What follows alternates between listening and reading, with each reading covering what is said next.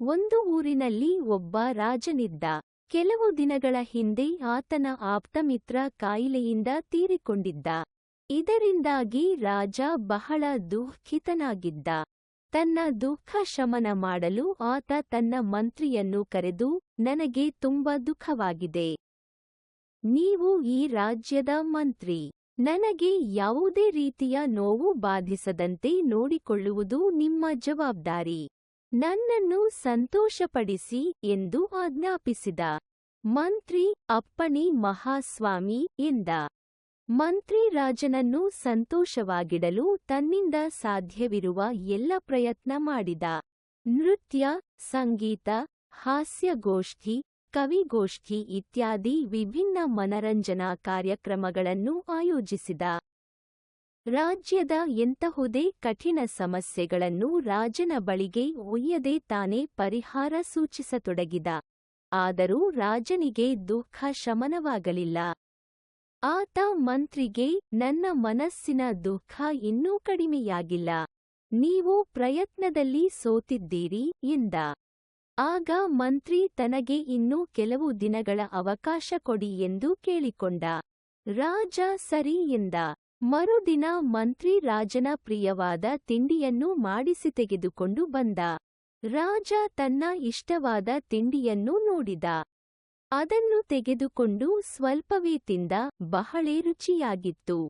ಆದರೆ ವಿಪರೀತ ಗಟ್ಟಿಯಾಗಿ ಇರುವುದರಿಂದ ಹೆಚ್ಚು ತಿನ್ನಲಾಗಲಿಲ್ಲ ಎಂದ. ಮರುದಿನ ಮಂತ್ರಿ ರಾಜನ ಪ್ರಿಯವಾದ ತಿಂಡಿಯನ್ನು ಮಾಡಿಸಿ ತೆಗೆದುಕೊಂಡು ಬಂದ.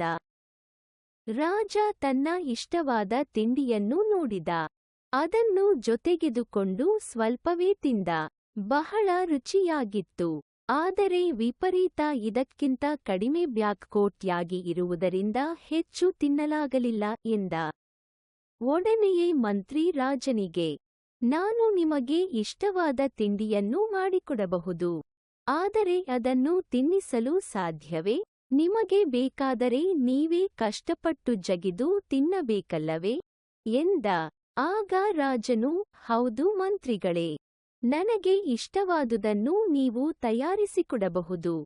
ಆದರೆ ಅದನ್ನು ತಿನ್ನಬೇಕಾದರೆ ನಾನೇ ಜಗಿಯಬೇಕು ಎಂದ.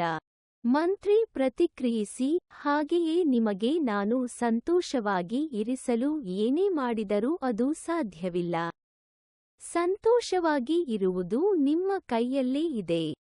ಸಂತೋಷವಾಗಿ ಇರಬೇಕೆಂಬ ಭಾವನೆ ನಿಮ್ಮಲ್ಲಿ ಹುಟ್ಟದಿದ್ದರೆ ಬೇರೆಯವರಿಂದ ಅದನ್ನು ಪಡೆಯಲಾಗದು ಎಂದ.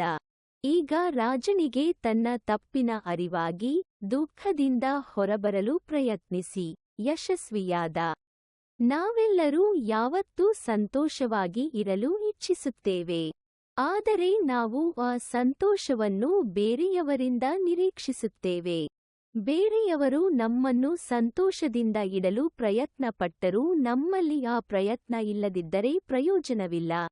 ಸ್ವಾಮಿ ವಿವೇಕಾನಂದರ ಮಾತಿನಂತೆ ನಮ್ಮ ದುಃಖಗಳಿಗೆಲ್ಲ ನಾವೇ ಜವಾಬ್ದಾರರು, ಮತ್ತಾರೂ ಅಲ್ಲ. ನಮ್ಮ ಅದೃಷ್ಟವನ್ನು, ಸಂತೋಷವನ್ನು ರೂಪಿಸಿಕೊಳ್ಳುವವರು ನಾವೇ, ಬೇರೆಯವರಿಂದ ದೊರಕಲಾರದು. ಈ ವಾಸ್ತವವನ್ನು ಅರ್ಥಮಾಡಿಕೊಂಡು ಜೀವನ ರೂಪಿಸಿಕೊಳ್ಳೋಣ. ದುಃಖವನ್ನು ಹಿಂದಿಕ್ಕಿ ಸಂತೋಷವನ್ನು ಬರಮಾಡಿಕೊಳ್ಳೋಣ. Like, share, SUBSCIB